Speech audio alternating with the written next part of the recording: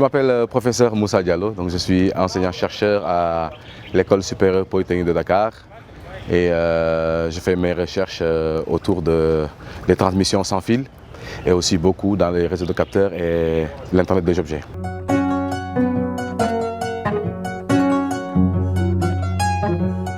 Pour le projet CoSheet, l'objectif c'est de rendre possible la communication dans les zones qu'on appelle les zones blanches. Donc c'est des zones où il n'y a aucune couverture de communication terrestre, c'est-à-dire que les opérateurs de la place ne sont pas présents dans ces zones-là et qu'aujourd'hui il n'y a aucun moyen de communication à part les téléphones par satellite. Et on sait que dans ces zones-là, le pouvoir d'achat ne permet pas à ces populations-là d'avoir des téléphones par satellite. Donc l'idée un peu dans ce projet-là, qui est financé par Internet Society, était de voir comment rendre possible ces communications-là. Voilà. Et comment, avec 2 téléphones, des éleveurs, des pasteurs, peuvent communiquer dans ces zones-là. Donc dans le cadre de ce projet-là, avec Madone Robersey, c'est un étudiant qui a un doctorat dans l'équipe, on a pu développer un relais mobile. Donc ça veut dire que c'est un sac autonome en énergie, il y a une plaque solaire et avec les équipements à l'intérieur, quand une personne dans ces zones-là dispose de ce relais-là, son téléphone peut communiquer avec d'autres téléphones. D'accord ? L'idée c'est de dire juste que le signal quitte le téléphone, part par le relais mobile. Ce relais mobile-là transfère l'information sur une très grande distance. On a fait des tests à Namarel, on a atteint 16 km. Voilà, donc sur 16 km, deux utilisateurs qui ont le sac là avec leur téléphone, avec les applications qu'on a développées, peuvent communiquer dans ces zones blanches. Donc c'était un peu ça l'enjeu pour rendre d'abord la communication possible. Ça, on y est arrivé. Et aujourd'hui, maintenant, c'est de voir les différents types de services, notamment tout ce qui est vol de bétail. Avec le recteur de l'université, on a été voir le ministère de l'élevage pour leur expliquer un peu le prototype. On leur a présenté ça. Ils nous ont reçus. On a beaucoup discuté. Il y a beaucoup de perspectives. Il y a aussi d'autres projets, notamment sur la collecte de lait. Comment faire pour collecter le lait dans ces zones-là où il n'y a pas de communication possible. Comment faire pour avoir une meilleure collecte. Il y a un projet sur lequel on essaie de travailler, c'est comment collecter des informations sur le prix du bétail dans ces zones-là. Est-ce qu'il y a assez de bêtes autour de moi qu'on vend, etc. Donc voilà, l'idée c'était de rendre la communication possible dans ces zones-là pour réduire la fracture numérique et aujourd'hui essayer de voir les services qu'on peut maintenant intégrer en utilisant ce dispositif-là.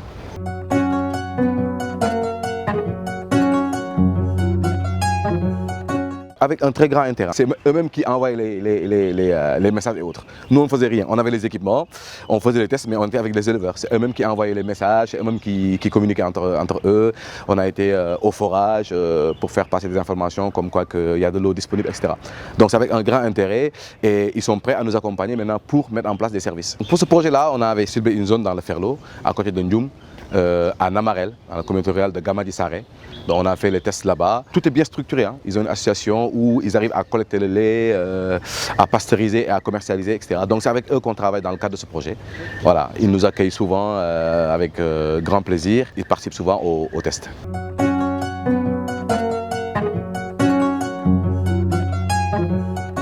L'idée, c'est d'en faire un réseau communautaire. Ça ne veut pas dire que chacun achète son propre sac connecté. L'idée, ce n'est pas ça.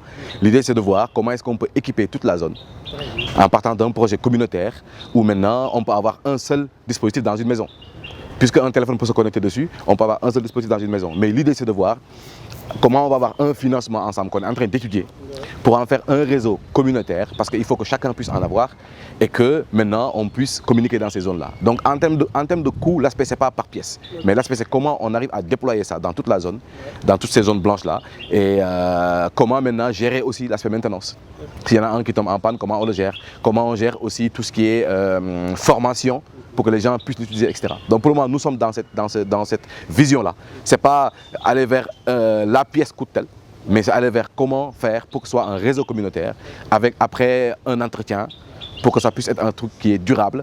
Et l'idée maintenant de prendre ce modèle-là pour pouvoir l'utiliser dans d'autres pays, parce qu'on sait que dans la sous-région, beaucoup de pays ont ces problèmes-là.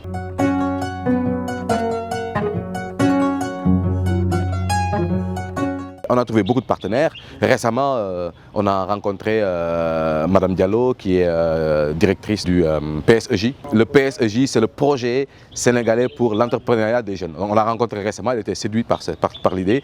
Elle est prête à nous accompagner pour incuber les jeunes qui travaillent sur le projet. Avec le recteur, on travaille aussi, toujours avec l'Internet Society. Et pour le moment, on travaille avec pas mal le ministère de l'élevage, donc on essaie de voir comment on peut arriver maintenant à mettre en place ce réseau communautaire-là.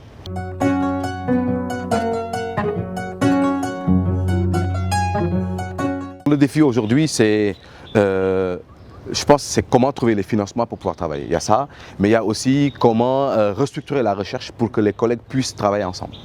Actuellement, au niveau de l'ESP, on est en train de restructurer pour faire droit laboratoire dans l'école, pour pousser les gens à travailler ensemble. Et donc aujourd'hui, c'est comment aller chercher les financements pour pouvoir travailler. Mais il y a aussi autre chose, surtout dans le domaine de l'Internet des objets, ne pas avoir peur. Maintenant, je pense qu'on peut sauter le pas, aller vers la recherche et le développement. Aujourd'hui, il faut avoir des partenaires comme des entreprises, des startups avec lesquelles on travaille, qui ont des besoins spécifiques, des problèmes spécifiques à régler dans leurs entreprises, et dans la collaboration avec l'université, en mettant, comme ça se fait en France, des thèses chiffres, des thèses où il y a un partenaire industriel, c'est une entreprise et l'université, arriver à faire de la recherche et du développement.